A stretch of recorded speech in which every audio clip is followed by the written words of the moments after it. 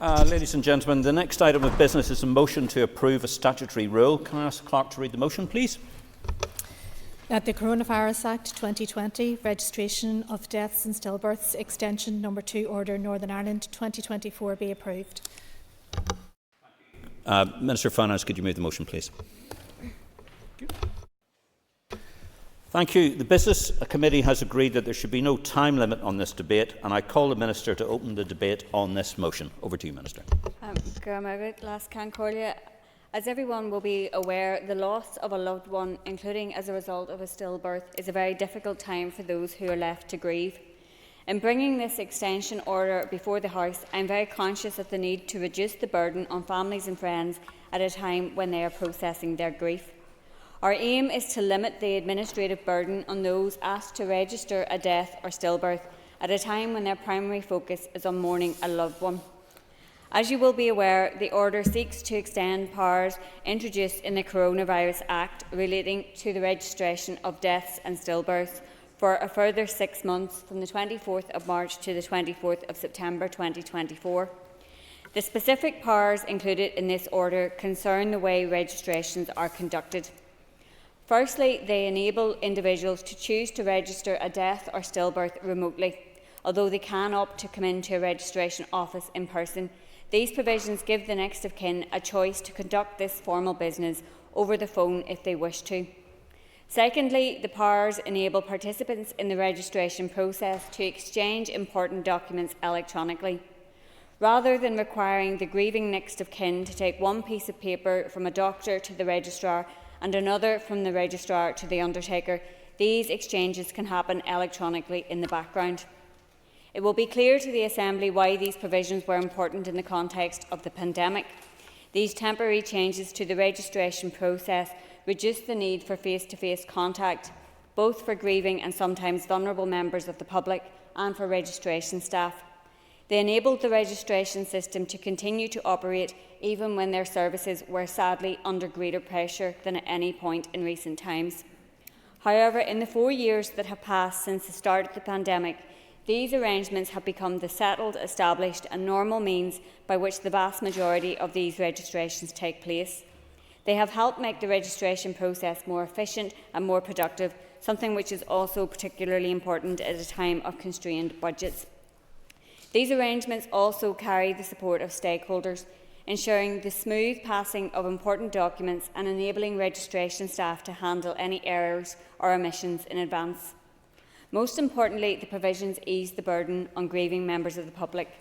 When someone is coming to terms with the death of a loved one, it is right that we should not place unnecessary hurdles in front of them. Giving them the choice to register a death by phone if they want to, and doing the paperwork for them ahead of time might seem like small things, but they can make a big difference. In short, although these powers were introduced in the Coronavirus Act and during a pandemic, it is clear they have become the established means by which the vast majority of deaths and stillbirths are registered, and that they have helped the registration service become more modern, more efficient and more empathetic. Given the impact these temporary powers have had on the registration service, it is right that we should look to make them permanent rather than depending on the powers of the Coronavirus Act. I wrote to executive colleagues on the 13th of March to advise them of my intention to bring forward this extension order in order to provide time to make the required changes permanently. I have directed my officials to begin work on the required legislation and to use the time provided by this order to ensure appropriate arrangements are in place. 2 pieces of legislation will be required to effect the changes. The first to cover the electronic transfer of documents between stakeholders, and the second to cover the registration of deaths and stillbirths by phone. The legislation will be brought forward in tandem so that they can come into operation at the same time. It is my intention to have this new legislation in operation before the 24th of September 2024. To this end, the required SL1 forms have been passed to the Finance Committee to progress this work. This should mean no further extension orders will be required under the powers in the Coronavirus Act.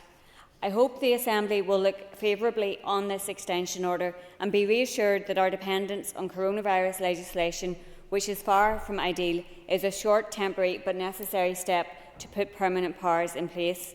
If the extension is not approved, the existing provisions will fall, requiring a return to pre-COVID death and stillbirth procedures. Relatives will again be required to attend registration offices, irrespective of their personal circumstances, and to convey paper forms between doctors, registration staff and undertakers. I feel this would be a backward step and not in the interest of those grieving, funeral directors, health professionals or the registration service, and I hope that the Assembly will concur. In conclusion, I am comfortable recommending a further and hopefully final extension of the powers included in this order. They have enabled the provision of a modern, empathetic registration service over the last 4 years. By extending these provisions today, we will be able to continue providing this service, which has been welcomed across the board, and create space to put permanent legislation in place. I commend this order to the Assembly. Thank you, Minister. I call on Matthew O'Toole. Thank you, Mr Deputy Speaker. I will be speaking on the Committee for Finance's scrutiny of the statutory rule and thank the Minister for her comments. Since resumption of Assembly business, the Committee has considered a range of extensions to temporary provisions in the Coronavirus Act 2020 in relation to death and stillbirth registration.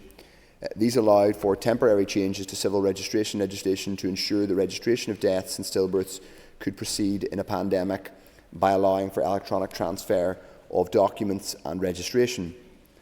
Members have stressed to the Department that the provisions should be brought forward on a permanent basis via an alternative legislative vehicle. The Committee received an oral briefing on the provisions of this rule from officials at its meeting on the 13th of March. Officials assured the Committee at that meeting that work was being undertaken by the Department to advance separate legislation to make the temporary arrangements permanent. At the Committee's meeting on 20th of March, members agreed that they were content in principle with a proposed statutory rule to extend the expiry date of the temporary provisions in the Coronavirus Act 2020 in relation to death and stillbirth registration until 24th of September 2024. However, members' agreement was on the basis that no further extension would be necessary. This agreement was also subject to the report of the Examiner of Statutory Rules. I should say, to be clear, Mr Deputy Speaker, the reason no further extension would be necessary is that we would have an alternative and more permanent legislative footing for this measure. The Examiner published her report on the rule and did not draw any matters to the Committee's attention. Therefore, at the Committee meeting on 10th of April, members recommended that the statutory rule be approved by the Assembly. At the Finance Committee meeting on the 17th of April, members considered policy proposals to amend relevant primary legislation which will enable both telephone and electronic registration of deaths or stillbirths and electronic transmission of these documentation in these circumstances. The Committee has requested further information on the position in England and Wales, where powers have been brought forward to enable the electronic transfer of documents between the various parties. However, they were unable to bring forward powers to enable remote registration and had to revert to registration in person in March 2022. Members will consider this information when it is received from the Department. So, Mr Deputy Speaker, the Committee for Finance, on the basis of the remarks I've already made, supports this motion. I'll just make some brief remarks in a political capacity. We, and I would hope all other parties in the Chamber, will support this extension. It is a sensible and humane change, bureaucratic change, which came in under the aegis and the urgent circumstances of the pandemic a number of years ago. It is one of those reforms which should have been made anyway, but the pandemic made urgent. It is, however, important that it be given permanent and separate legislative provision. It is clearly not an ideal situation that we are prolonging various bits of bureaucratic practice under the aegis of the Coronavirus Act, and it was the right thing, in my view, that we did not renew some of the overarching structures of the Coronavirus Act when they came before us a number of weeks ago. So I would hope that, and I know the Registrar is here today, that we can move swiftly towards having a more permanent alternative legislative basis for this, because it is a very important and humane reform that allows people in very extreme circumstances experiencing profound grief to avail of the processes without having to do it in person, and that is completely sensible. I would also ask if the Minister is able to give us an update. There was a motion, I think, brought by her party recently around certificates for stillbirths, which is a kind of related issue. So I know her department is looking at it. So if she's able to update us on that in her remarks in closing, that would be most helpful. But otherwise, we are happy at a political level. I'm happy to support, and my party is happy to support the continuation of this provision. And I hope that we will see a more permanent legislative basis for it brought forward. But it is a very sensible, necessary, and humane provision. I think we would all just like to see a more permanent legislative basis on which it can take place. Thank you very much. Very much indeed. I call on Nicola Brogan. I want to thank the Minister for her statement and for bringing this motion to the Assembly, and I'm happy to speak in support of the motion. As the Minister has outlined, this legislation was introduced during the pandemic to allow the registration of deaths and stillbirths to take place via telephone, and for documents such as death certificates to be sent electronically. This was necessary to allow registrations to continue during the pandemic whilst minimising face-to-face contact. During a recent Finance Committee briefing, we learned that the feedback for this service was extremely positive from both those involved in the registration process and from bereaved families. The death of a loved one is a difficult time for anyone to go through, and the process of registering a death should be as flexible and as stress-free as possible. Allowing families to complete this process over the phone removes the need to travel to a registry office, which can be stressful for those who have suffered a recent loss. The option to register deaths via telephone has been widely availed of by the public since its introduction, and it has reduced the administrative burden on those who deliver the service. So to revert back to the old system at this stage would only cause stress and confusion. The motion before us today will extend the provision for a further 6 months, which will give time for the Department to draft permanent legislation.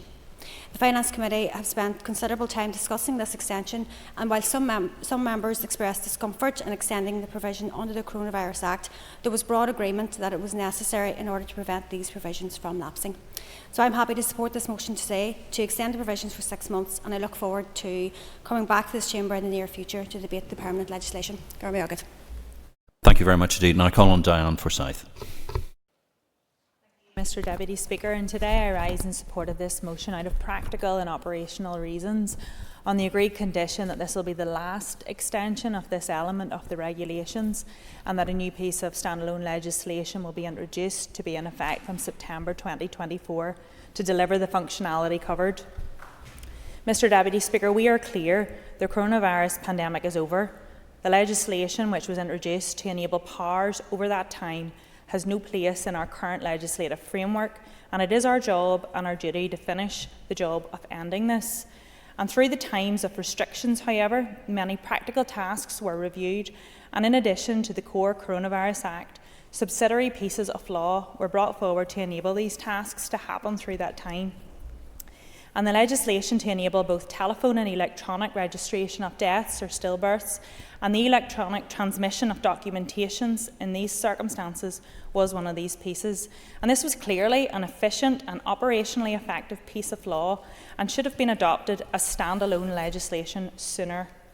Our DUP representatives on the Finance Committee, sitting either side of me today, made this point firmly over the past months since these extensions were brought. We made it clear that we would not support any further extension beyond March 2024 without confirmation that a separate legislative vehicle was established rather than simply tagged to an extension of coronavirus legislation. And we were satisfied that following our firm position on Wednesday past to hear if the drafted proposal from the Department of Finance to bring forward standalone legislations in SL1s, the Death and Stillbirths Amendments Regulations Northern Ireland 2024 and the Deaths and Stillbirths Electronic Communications Order Northern Ireland 2024 was there, with enactment powers drafted to be in place for the 16th of September 2024. This is the right way to manage this on standalone legislation. We would have preferred the Department to have brought this forward earlier and it be what we were speaking on here today. But today we have the task of considering the extension of the existing law until September the 24th. The Death and Stillbirths registration process introduced through the Coronavirus Act has now been in use for 4 years, and it has become the normal registration process used, alongside the option to attend in person if that is the informant's wish. And now this is well established as the status quo for Northern Ireland's registration process. To remove the ability to register in the way things have operated for the past 4 years would place a sudden, immediate pressure on both the Department of Finance and the Department of Health, as well as GPs, to change current practice and complete these tasks. And the GRO sought feedback from some main stakeholders in the review of the new legislation, and they noted how the public response is positive regarding the swiftness of contact from the registrar to enable death registration to take place so promptly.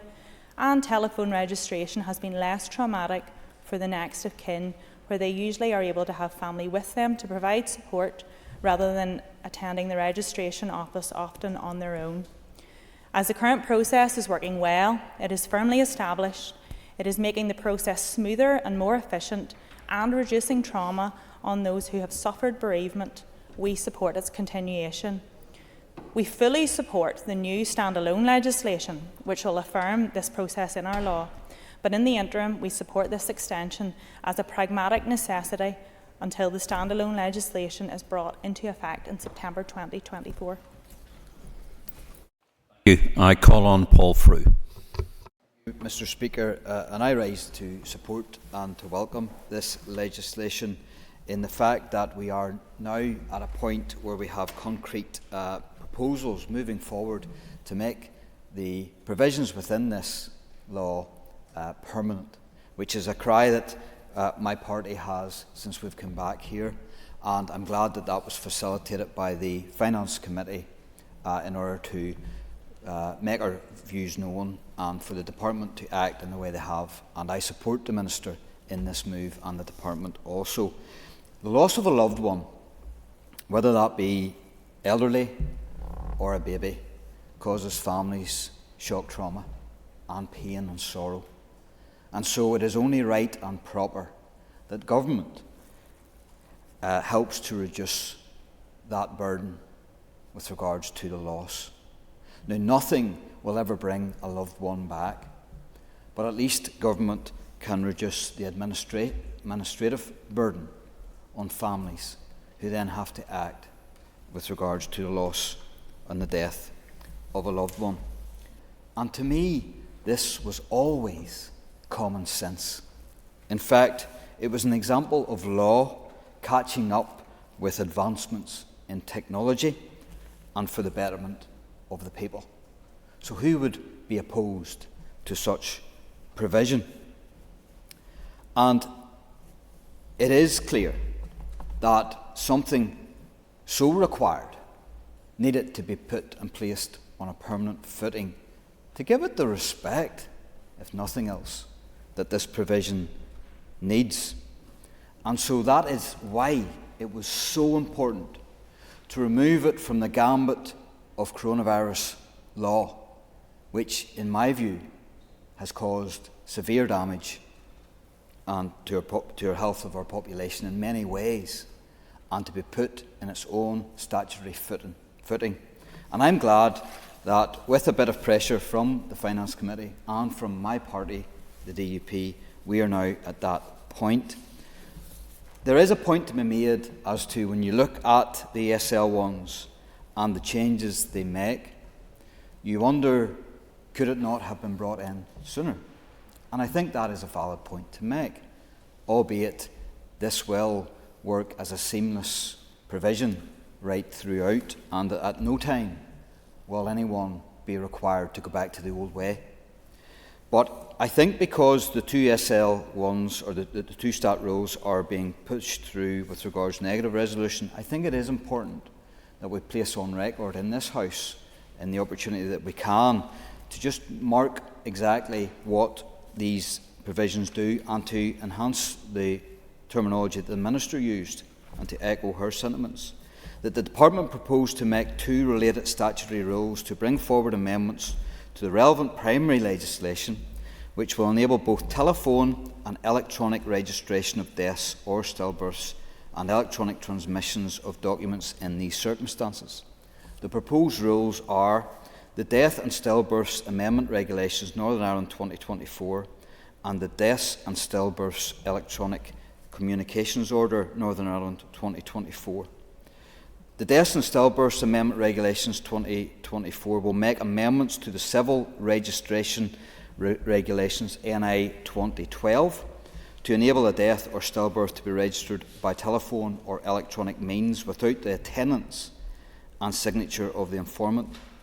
And again, the statute rule is subject to negative resolution procedure. And the Deaths and Stillbirths Electronic Communications Order, Northern Ireland 2024, will make amendments to the Births and Deaths Registration Northern Ireland Order 1976 to facilitate the use of electronic communications and the electronic transfer of documents in relation to the registration of deaths and stillbirths. And again, the statute rule is subject to negative resolution procedure. So I do believe it is important to speak on those statute rules in this chamber at this time, and that we will not have to ever request or ask for or vote on an extension to the Coronavirus Act in this provision. Thank you. Thank you, Mr. Frew. Can I call on the Minister to conclude and wind the debate, please? And I want to thank those members who have commented on the order today, and I welcome their remarks in relation to it and their support for the motion and desire to limit the administrative burden on grieving loved ones. I also wish to express my thanks to the Chair and members of the Finance Committee who carried out the scrutiny of the order and supported it. As members have reflected in their comments, our objective in bringing this order is both to continue to provide a registration service which meets the needs of the public and to allow time to develop permanent legislation to replace the existing Coronavirus Act provisions.